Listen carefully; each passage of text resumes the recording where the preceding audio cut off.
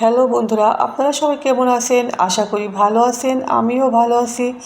তো বন্ধুরা, সকালে ঘুম থেকে উঠে অন্যান্য সব কাজ সেরে প্রতিদিনকার মতো আজকেও আমি এই যে নাস্তা বানাতে আসলাম। তো প্রতিদিন কিন্তু ভাত খেতে ভালো লাগে না আমার, সকালে কিন্তু এক এক দিন এক একটা খেতে ভালো লাগে।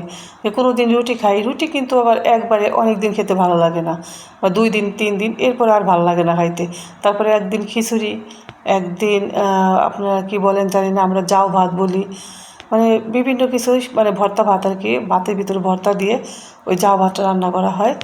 তো এক এক দিন এক এক কিছু এক এক রকম খাইতে কিন্তু সবারই ভালো লাগে, কারণ প্রতিদিন রুটি আবার প্রতিদিন ভাত এরকম খাইতেও মন চায় না। তো ওই যে আজকে সকালে আমি রুটি করছি সবার জন্য, আর একটু ভাজি করছিলাম। আর এই যে আমার মেয়ে ডিম ভাজি করতেছে, তো ডিমটা হ্যাঁ, ভেঙে গেল, কারণ এটা উল্টাতে গিয়ে আমার মেয়ের কাছে ডিমটা ভেঙে গেছে।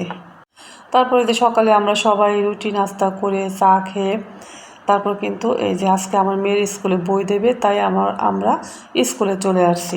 আমি এত তাড়াতাড়ি হাঁটতে পারি না দেখে আমার মেয়ে অনেক আগে চলে গেছে, ওই দূরে দেখা যাচ্ছে ও চলে গেছে, আর আমি পিছন পিছন আস্তে আস্তে হেঁটে হেঁটে যাচ্ছি। তো ভাবলাম একটু ভিডিও করে নিই স্কুলে যখন আসলাম, আর এমনিতে তো বাইরে বেরোনো হয় না, তো আমি আজকে আসছি স্কুলে, তো ভিডিও একটু করে নিলাম। তো প্রথমে যে আমার স্কুলের মানে ভিতরে ঢোকার রাস্তাটা দেখাইলাম, আর এটা এই যে স্কুলের পাশে, মানে স্কুলের এক সাইডে আর কি। তো স্কুলের সামনেটা আমি দেখাই। স্কুলটা দেখতে কিন্তু অনেক সুন্দর, আর স্কুলের পরিবেশটাও সেই, কারণ এটা সাভার উপজেলার মধ্যে একটা নামকরা প্রতিষ্ঠান।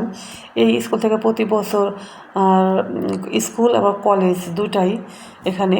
এই কলেজ থেকে প্রতি বছরই মনে করেন 20 জন, 15 জন, 20 জন করে মেডিকেলে চান্স পায়, তারপর বুয়েটে চান্স পায়। অনেক ভালো একটা নামকরা প্রতিষ্ঠান এটা।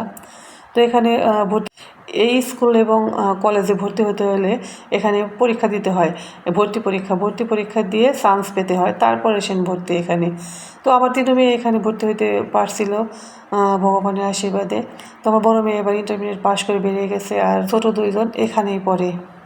আমার ভয়ের দিতে একটু কষ্ট হচ্ছে, কারণ আমার 2 দিন পর পরই অনেক ঠান্ডা লাগে, কারণ আমার একটু অ্যালার্জির সমস্যা আছে। এ কারণে প্রচুর ঠান্ডা লাগে, 2 দিন ভালো থাকি আর 2 দিন আমার প্রচুর ঠান্ডা লেগে থাকে, একদম নাক টাক বন্ধ হয়ে থাকে, কথাই বলতে পারি না। তো আজকেও আমার একই রকম মানে কষ্ট হচ্ছে। যাই হোক, তো বন্ধুরা দেখলেন তো আমি এই যে আজকে চিংড়ি মাছ দিয়ে লাউ দিয়ে রান্না করেছি।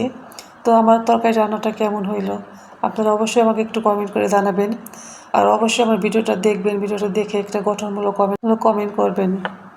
আমরা যদি সবাই সবার ভিডিওটা পুরোটা দেখে একটা সুন্দর গঠনমূলক কমেন্ট করি, তাহলে কিন্তু আমাদের রিচ এঙ্গেজমেন্ট দুটোই বেড়ে যায়, কখনোই আমাদের রিচ এঙ্গেজমেন্ট কমবে না। কিন্তু আমরা তা করি না, আমরা অল্প একটু ভিডিও প্লে করেই আমরা চলে আসি, এটা কখনোই করা ঠিক না। তো